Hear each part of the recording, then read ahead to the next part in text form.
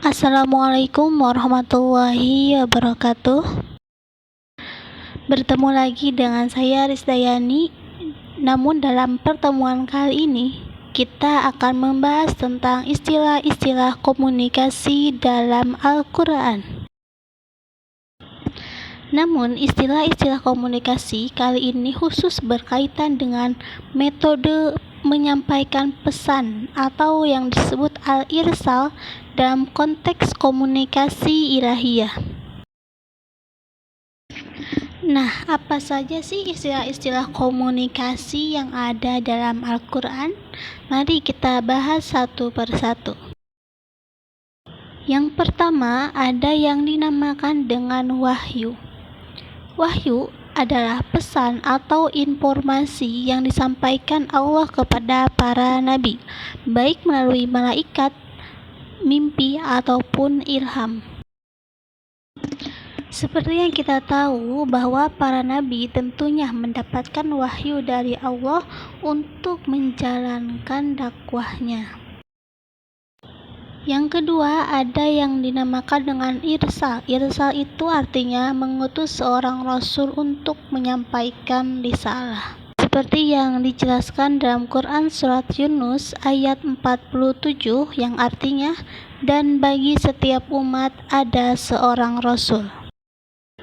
Yang ketiga ada tabligh. Tabligh artinya menyampaikan risalah secara jujur, menyeluruh, dan bertanggung jawab. Tentunya ini merupakan tugas para nabi dan rasul. Seperti yang dijelaskan dalam Quran surat Al-Maidah ayat 67 yang artinya, sampaikanlah apa yang telah diturunkan kepadamu. Dan itu merupakan tugas para nabi dan para rasul. Yang keempat ada dakwah. Dakwah yaitu mengajak atau memanggil manusia kepada ajaran Allah Subhanahu wa Ta'ala. Tentunya dakwah ini merupakan tugas semua manusia, bukan hanya para nabi dan rasul, tetapi kita juga bertugas untuk berdakwah. Dan yang kelima, ada yang dinamakan dengan al-bayan. Al-bayan berarti penjelasan atau penafsiran pesan agar lebih jelas. Terdapat dalam Quran surat An-Nahl ayat 89 yang artinya, dan kami turunkan kepadamu Alkitab untuk menjelaskan segala sesuatu. Dan istilah-istilah seperti wahyu, irsal, tabligh, dakwah, dan al-bayan menggambarkan kompleksitas komunikasi dalam Islam. Nah, selanjutnya yaitu metode penyampaian pesan dalam Al-Quran. Dalam Al-Quran, metode komunikasi Allah kepada manusia sangat bervariasi, tergantung konteks, audiens, dan urgensi pesan. Metode yang pertama yaitu tanzil atau penurunan bertahap. Al-Quran diturunkan secara bertahap, artinya tidak sekaligus. Kenapa? Karena agar manusia lebih mudah memahami, menghafal, dan mengamalkannya. Dan Al-Quran diturunkan secara berangsur-angsur selama kurang lebih 23 tahun sesuai dakwahnya Nabi Muhammad SAW. Metode penyampaian pesan dalam Al-Quran selanjutnya adalah qaul, yaitu ucapan Allah.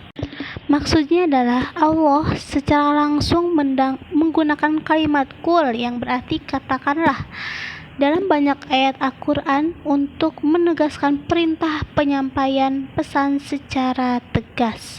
Contohnya dalam Quran surat Al-Ikhlas ayat 1 yang artinya katakanlah dialah Allah yang Maha Esa. Metode penyampaian pesan yang ketiga yaitu ada amsal yang berarti perumpamaan.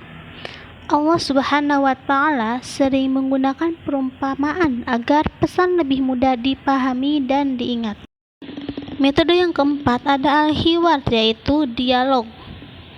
Allah menyajikan dialog antara para nabi dengan umatnya atau antara manusia dengan Allah untuk menunjukkan metode komunikasi interaktif.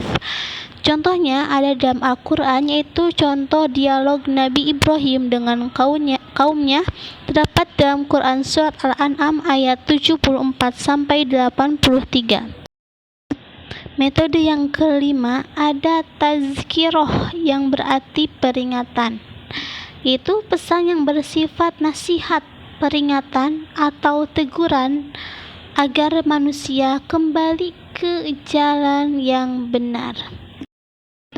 Metode yang keenam yaitu targhib wa tarhib yang artinya janji dan ancaman. Penyampaian pesan dengan memberikan motivasi atau jalan pahala dan peringatan ancaman siksa agar manusia terdorong untuk taat. Quran Surat Al-Baqarah ayat 39 dan 25. Itu contoh ada di dalam Al-Quran. Semua istilah dan semua metode penyampaian pesan itu sudah tertera di dalam Al-Quran, dan kita tinggal membaca, memahami, mentadaburi isi Al-Quran.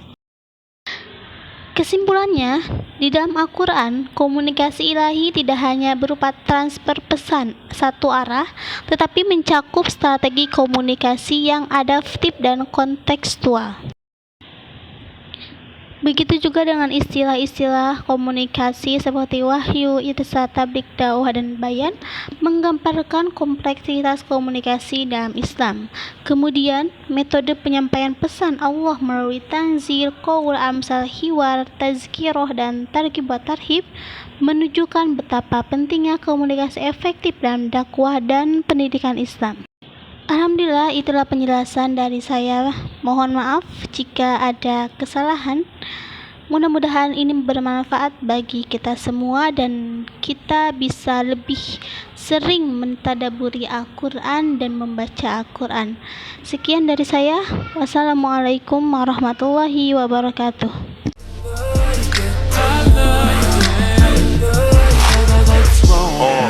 Pull your panties down from under you.